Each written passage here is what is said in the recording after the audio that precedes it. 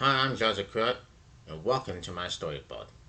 Today, we begin a part 15 of this book called TD Gates Before You Do. This is episode 15 in this book. Today, we begin to read this chapter of page 221. Chapter 15 Before You Divorce. A divorce is like an ultimate opposition. You survive it, but there's less of you. If you know me, then you know I value the instruction of marriage. The vast majority of this book is about how to divorce proof your marriage by making great decisions. Worried about where you date, what group you belong to, or where you live. However, with divorce as prevalent as even in our culture, I will do I will do a disservice if we do not take a honest look at the realities of divorce and what you must consider before you saw the bond that was once a lifetime to your heart.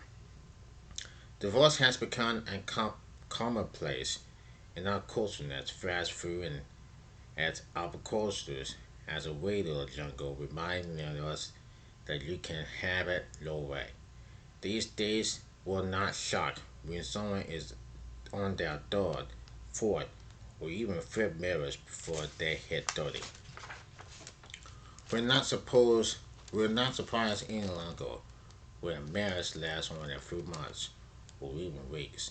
And it's not just the actors, celebrities, and professional athletes that we'll read about in the dialogues. It's our coworkers in our office, our friends at church, and our family members in the neighborhood. Many couples still come to me for counseling, but it's clear from what I'm seeing that many of them have already made up their minds.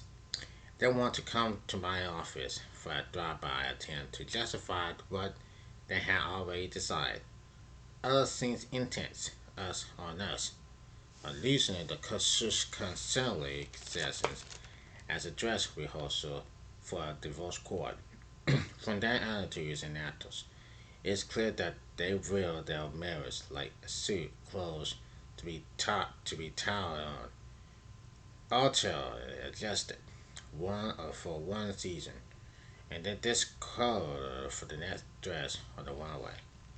I cannot approach the topic of marriage and the darkest escalate of divorce without first letting you know where I'm coming from. My maternal grandparents burdened 15 children, less 15, together and remained married for over 50 years. The joint ended up when my grandfather went to his grave. My parents' grandmother married 3 times. Each marriage ended with the death of her husband. When my own parents divorced late in their marriage, I grew up as a child with 2 parents in my home, both of who installed in me a belief that marriage is skill.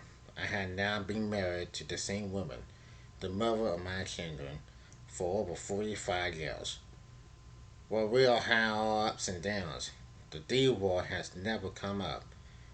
It tend to treat it like other people treat wars that have been incapable from the very. Losing the war divorce to threatening, menopause, and culture spawns into doing what you want them to do is never heavily satisfactory. Factor partnership. If the threat of divorce is continually binding by between the two people like poker players racing the ant back and forth, eventually someone will call the other's bluff and end the marriage. The D war as a weapon. Throwing around the D war as a constant threat.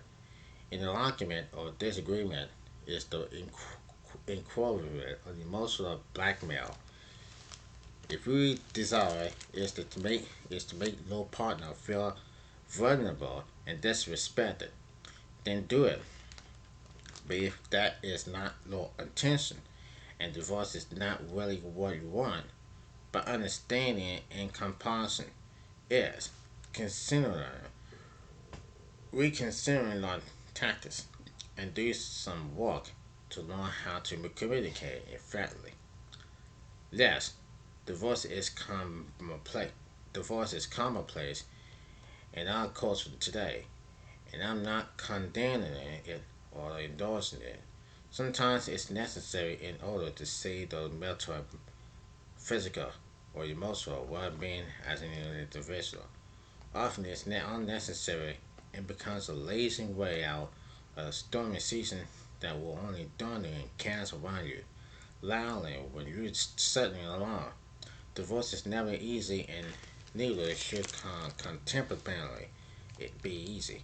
So allow me to offer some food for thought for those thriving in forgiveness and that practice relationships. You may still end up divorcing.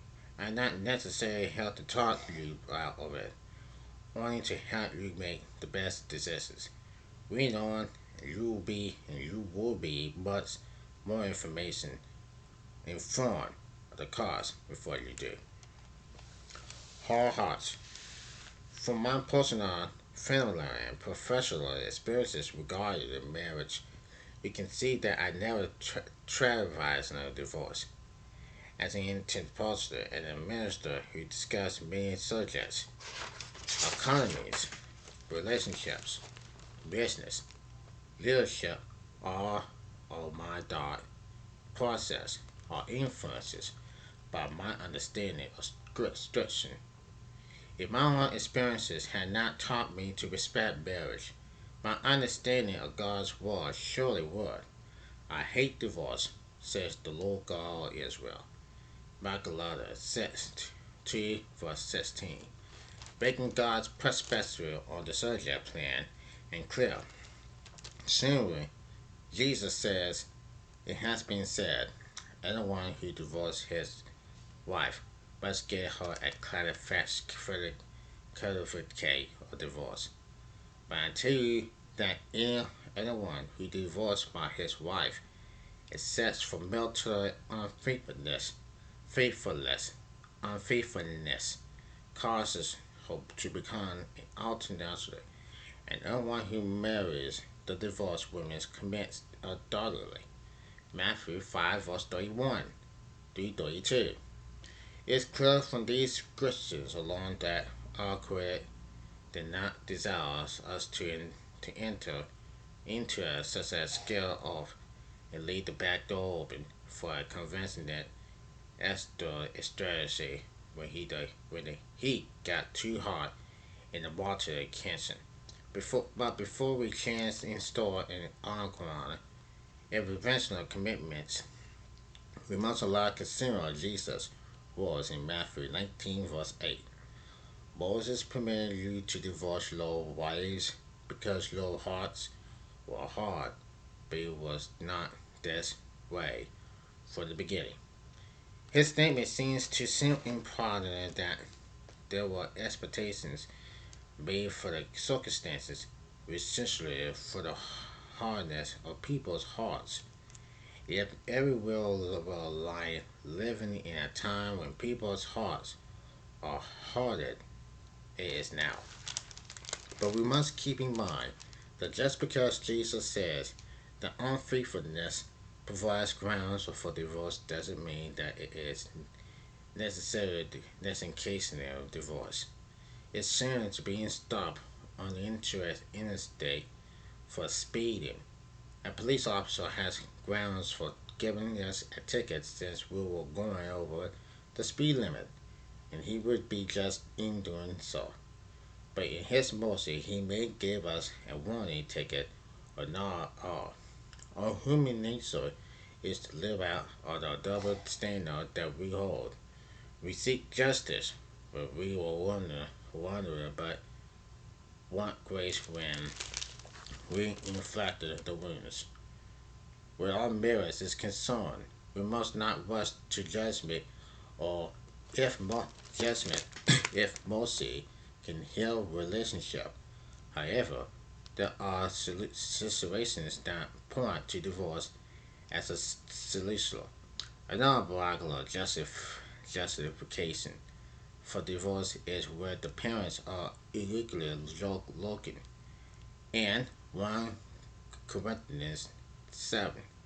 There's some indications that if an unbeliever wants to depart from a believing wife, such as one is not bound by the law, no matter what Lord Toggle is on this issue, none of us can deny the fact that some toxic relationships become so lethal for every reason regularly, from health issues, contracting disease, to safety issues, spiritual abuse, that they that they necessarily necessarily separation and dissolution of the marriage. Over the last of my ministry, I had considered countless people who have found themselves trapped in sexless, loveless, and sometimes violent relationships that were so destructive that I no longer felt comfortable considering them to stay in the marriage. I had seen the bloodline. I had seen the bloodline, beaten bodies of children caught in a crossfire of the bruised parent on one side and the cold parent one on the other. One child in particular is scared into my memory, and boy whose father tied him to the back door and beat him with a bicycle chain until the wounds were invented, and one shots of the child's flesh, forming a horrific massacre. Such knowledge keeps me from rushing to judgment and telling people to wait for God to deliver them at any cost.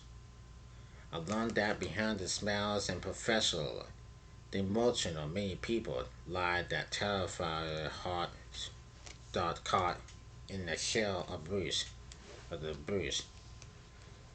I seen into vegetables caught in such overwhelming abuse that I could no longer in good conscience or coerce them to stay in the same house with their abuser, let alone in the marriage.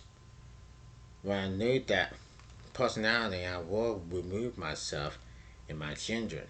Sometimes divorce is the only way to put an end of the season to a season of pain, suffering, and loneliness that is far worse than the after the effects of the separation.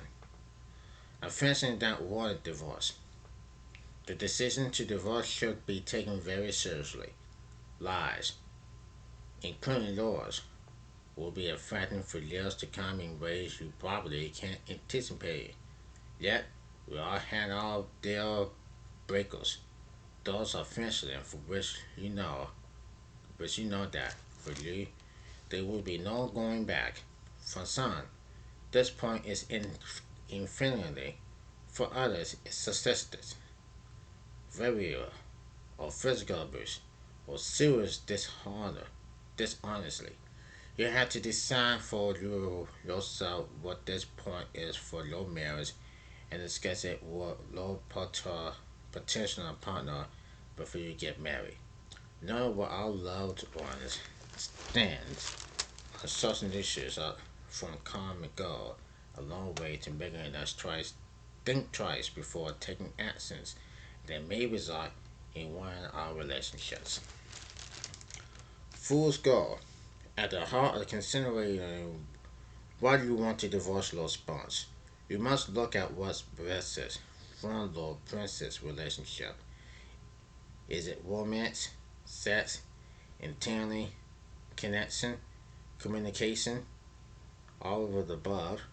Regardless of what's lacking, it eventually becomes so tempting look to look for what's missing in your marriage in the arms of another person.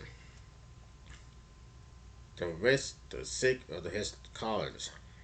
The fear of hell steady against your skin. The touch of his carriers. Someone to hold you like Lord husband once dead. Someone to whisper in your ear like Lord wife once dead. It's so tempting to think that this other person can provide you with everything that your correspondence has left far by the wayside. Before you had the affair or belong, you divorce your spouse to be with this person. You must consider that I call the 80-20 rule. We look for someone to marry who has 100% to contribute to us and to the marriage. Someone who's actually right for us, who seems to really get us and is into us completely. However, such a perfect person does not exist. At best, our spouse, as the flawless work in progress human being that he or she is, has 80% to bring to the table. In fact, if he or she can bring 80% of what we need to the relationship, we are doing extremely well.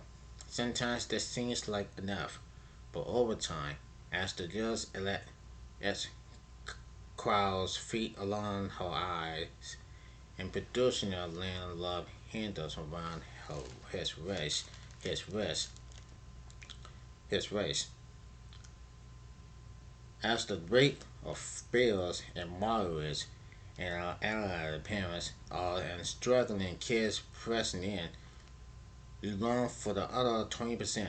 You miss the romance and the intimate conversations before falling asleep. You miss the surprise gifts and the little notes in your briefcase. We become more and more aware of what was we're missing and start looking stubbornly or not so stubbornly. And when we're looking for something, we usually find it. Certainly, we encourage someone who seems to have everything we want and need, like a shining model of us in Death Valley. A percentage is an honest, for the other person does not have 100% either. They simply have the 20% that we're not getting from our response at home. This is why an failure refuses us with sense of romantic and passion, of analysis and inspiration. We're certainly getting what we need that being missing and think we're discovering a gold mine. But it's only we truly get to know the other person when they leave the toothpaste cap off the top, the tube, and leave the syrup on the toilet. Then we discover that they don't have at all. It's the egg of fool's gold in which we spray paint our version of a rock well golden hood in our hopes that it can be as visible as we need it to be. Tyler Perry heard me speak on the 80-20 rule and that I was so taken by its truth that he asked to least in his movie Why Did I Get Married? In which chapter is struggling with this very misposition, misposition. They learn, as we all do, that there are no perfect people or perfect relationships. The reality unintentionally is that we only grew close to each other when we struggling, fall, forgive, princess, and press on together. When someone sees you fall, when someone sees you fail them and still loves you and wants to be with you, then you have something that is richer and deeper than even 100% could provide us. Improper relationships. If you find yourself related in an important way with someone outside your marriage or relationship, it is likely a sign that there is something wrong at home. Sure, after years of marriage or a steady mongering relationship, The passion and excitement that you once felt for your partner has probably evolved into something less explored. As we sail into the water of life, we have the tenderness to focus on the day-to-day concerns of living, child, children, careers, bills, cares for younger parents. Yeah, but if we find ourselves looking outside of our relationship for the reconnected to those feelings or recollections you once had, it should be really a signal that your relationships could be in trouble.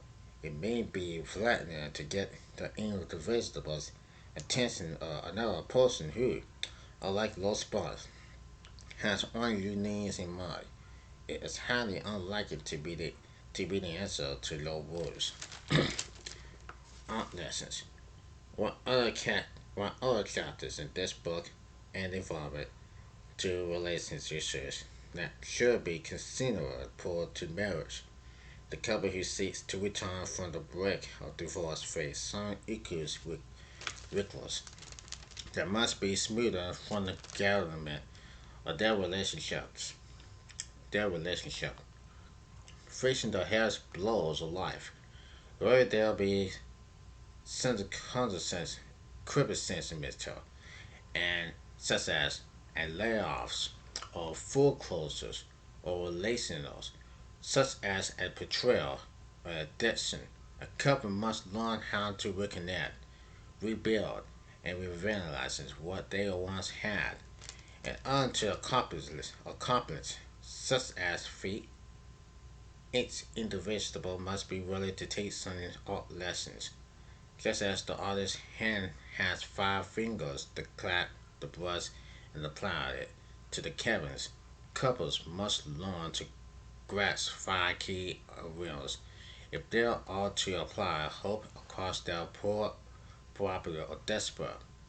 The first and fundamental key is the art of knowing the other person. Individuals often to try figuring out the other person, put them in a box, and learn them for the rest of their lives. Knowing someone is a progress not a sense with entomology data. You must view the one other person as a mystery that requires ongoing scribbling and lifelong learning. The Bible tells us that a man and a woman should dwell together according to knowledge. 1 Peter 3 verse 7. And as we see, encourage a couple to spend the first year together with other distresses. Couples who wish to save their marriage after getting divorced alone, hard luck must be willing to revision their parent. The other person may not be who you thought they were, but never are you. Allow room for both of you to evolve, and resolve.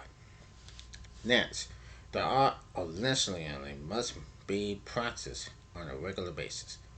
The reason many couples consider divorce in the first place is because each gives the other a moralizes, a summer, or a politician's speech without leaving room for real conversations. Consuming is sometimes so effective singular because it forces each of you to slow down and hear the other person's language. Most couples are so busy trying to get their point in and not score the other one in a fight that they don't listen for solutions and places of negation. Divorce would be not Divorce would not be common if we would listen with open hearts. If we will listen with open hearts instead of closed minds. Remember, God said that He only permitted divorce because the people's hearts were hard. This means that their hearts will not melt to the level of understanding and the place of negation. Some couples find it easier to write back each other letters expressing their feelings as they move back into learning how to communicate at new and deeper level. May the Lord pause and wait for the light to hit that subject just right in order to capture it on the canvas. They may sit in sit the entire afternoon waiting for sunset to cast the golden piece as instantly across the horizon.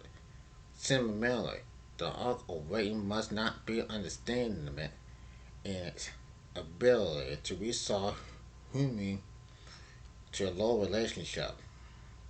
This art combines pieces with the preferences and can be executed at times as you bend but refuse to break. When the Bible says that a man must leave his mother and father, including his culture, background, and family language, and take unto him a wife, developer, dev, devel, developer, developer, a new culture, background, and family language. They show clearly and become one, like the boat, the new nation of people. Bonding takes time and work. While we wait for the new skins of love to grieve, we need practice. We need pieces. We know that they that wait on the Lord shall have their strength renewed. His timing produces a healing deeper and wisdom than anything we can force to happen. There can be a time to cut loose losses and move on in low life. But you both show his sorcery in those selves, and every nothing before sobering the relationship. Perhaps the hardest art to master is the art of forgiving. Although it's further the tableaus and talk shows, plucky figures prevent scandals are no one's business but those involved. It is not our place to say whether a politician's wife or slave's husband should forgive him or her for the transgressions.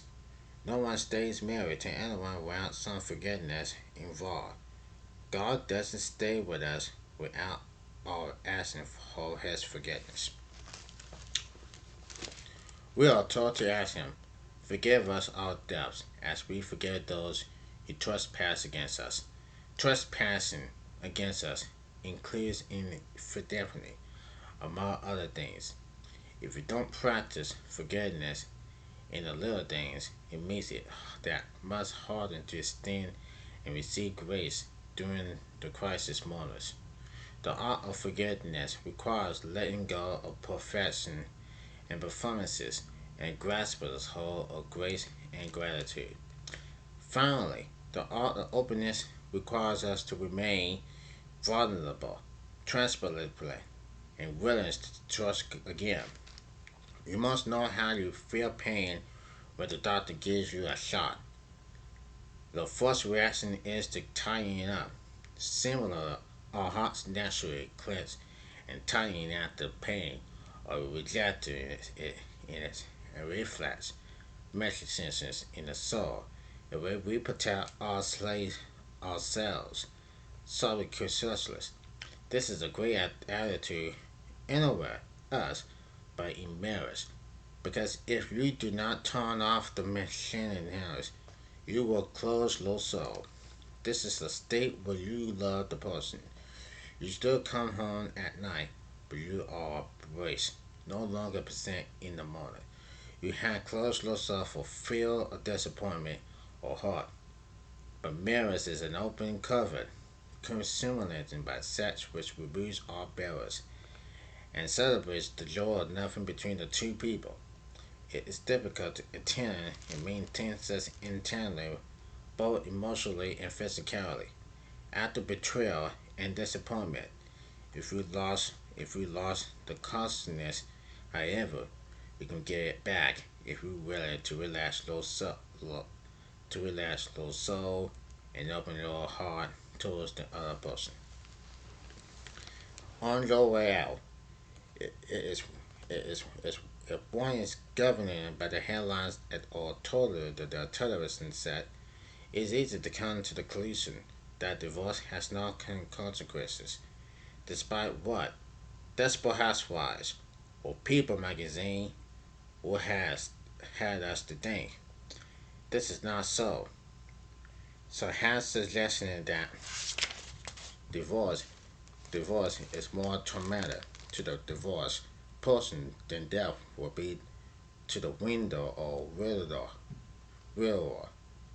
Think for a moment that when you think for a moment that when your spouse dies, all your intimate secrets, private thoughts, and personal details go to the grave with them. With death, you involve a degree, the degree of the English invokes, and the heart of those separates who lie in the bed at night and wonder if their secrets had become further for Pilator as their fallen spouse lies in the bed with someone else.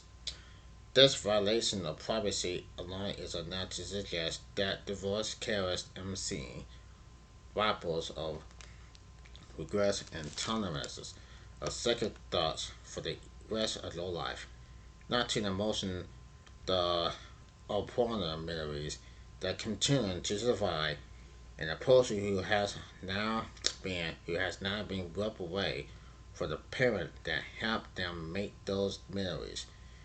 There is always the heartache that exists between in-laws as you lose friendships and intimate family connections when they are forced to choose sides.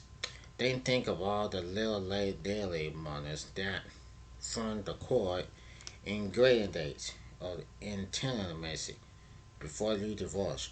You must ask yourself if you prepare to come home to an empty apartment, will you be will you barely have space for the kids in the second bedroom on low weekend with custody? You must ask yourself who will laugh at those little jokes or smile at you when you talk to yourself. Who will want your heart back at the end of the exhausting day. He will solve the bills so you know what is due when. He will toss out the old old letter letters. He will toss out the old letters from the fridge or make your favorite cake for your birthday. He will mark the anniversary of the death of your parents who were with you. He will put their cold feet on your breathed the covers. Marriage built equality. Marriage built inequality over the time like a property growing environment live after year. The little things add up.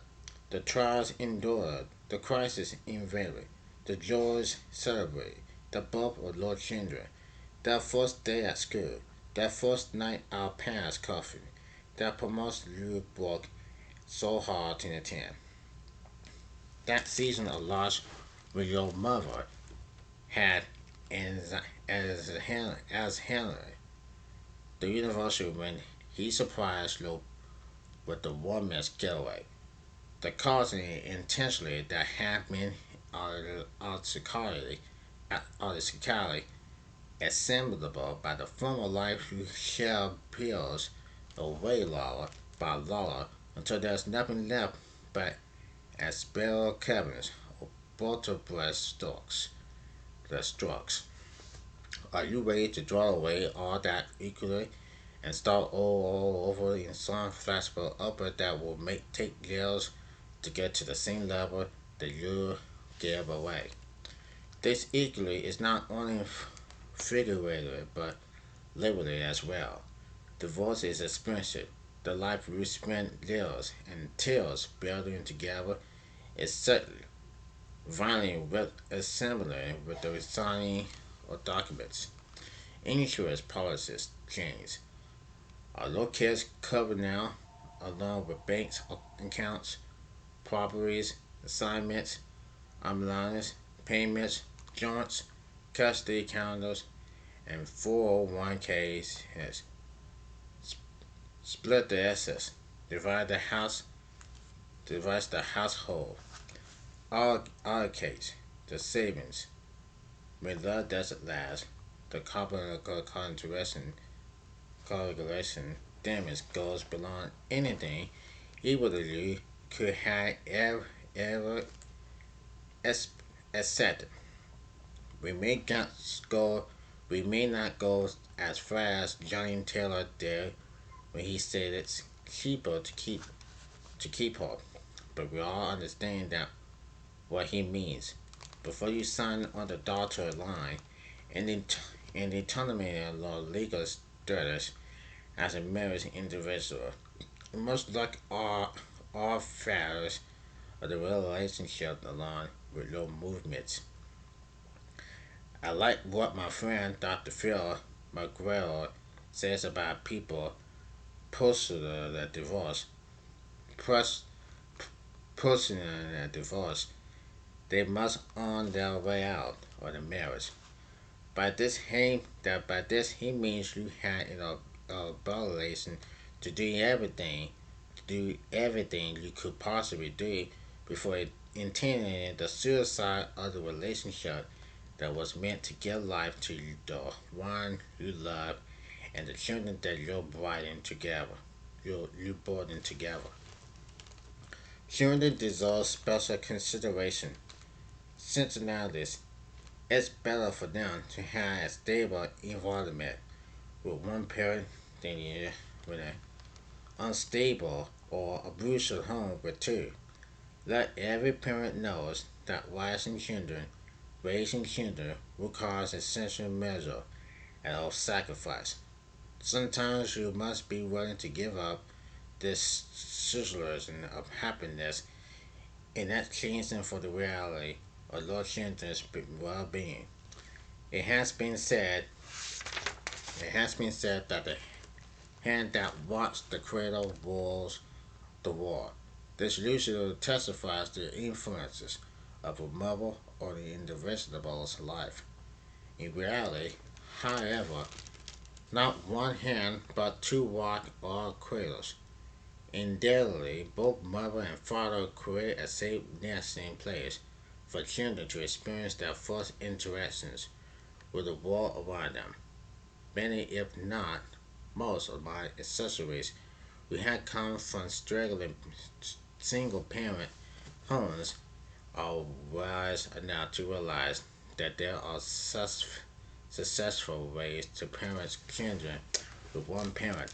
However, having a mother and a father presenting brings balance and completely dynamites into a child's life. As children mature into adults, they understand the opposed sex development more effectively when they are exposed to the opposing opposite sex and then their potential experiences. So this socializing process where a determined influence of the children is difficult but not impossible. We are as far as is necessary to end the marriage. Those children must not become part of the corporation damage, and there will be damage. It's tragic to see the ones who come to me thinking they get a nice, neat silver divorce. Over the years, they'll send them, it says, a silver divorce. The very odd rates of rejection, abandonment, abandonment, depression, and turmoil. The process is laden with anger and revenge and a desire to make the other person feel the same level of pain. Divorce affects more than the way Divorce affects more than the two of you. Divorce doesn't impact just the two parties immediately involved. It also has future recent effects. Obviously, children are affected, others blaming themselves and feeling stuck between two parents, both of who they love and adore, and are often roles that they must choose sides. Though parents are affected, they may have grown to consider their loved one a part of the family. It was seen down as the son or daughter they never had. Friends are important. Two, it's very hard to be friends with a couple who divorced. Being asked to choose sides and offering support to one friend over the other can be difficult and confusing. Divorce will also affect your future love relationship, where the grass often looks greener. Where the grass often looks greener in the single lawn in front of the brush or brush pad down the street. Looks can be deceiving. Many people are away or dating someone who is once, twice, or many times divorced. After all, the track record isn't so great when marriage is concerned. There is also the fear, if there are children involved, that there will be issues with their spouse over custody weekend visits, child support, and finances. There is nothing women about all of that. And depending on how many divorces who had experiences, large financial adjustments came about, making you a less than attractive catch for the potential mate who may love you but not look backwards. The afterlife. I was teaching on relationship at the International Ministers Summit this year when one of the ministers from another country pointed out that we in America are seeing a rise of divorce even among Catholic. He found that fact reputable and clearly had no use for clergy and perhaps anyone who was divorced. While I agree the Catholic should set an example and lead the way in providing the role models of peace, passion, and perseverance. I remind him that divorce is no respecter of persons and straight relationships in all cultures. It may not have been as socially acceptable, but it has been around as long as the instruction of marriage. It seems to forget preachers or people, too, to constitute this man to reconsider how we perceive those who are divorced. We must not teach in principles. We must not teach in principle that a murder can be forgiven for murder can be forgiven for murder, but a divorced person can't be forgiven for serving a marriage. In God's sight, it is better to kill our spouse than to divorce him. No, people are flawed human beings who make wrong choices, both in marrying and in divorcing.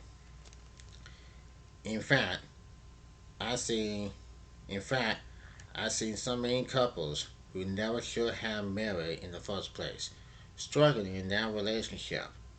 We must be reminded that just because we hook up with someone doesn't mean that God put us together. So many decisions to marry are made for the wrong reasons.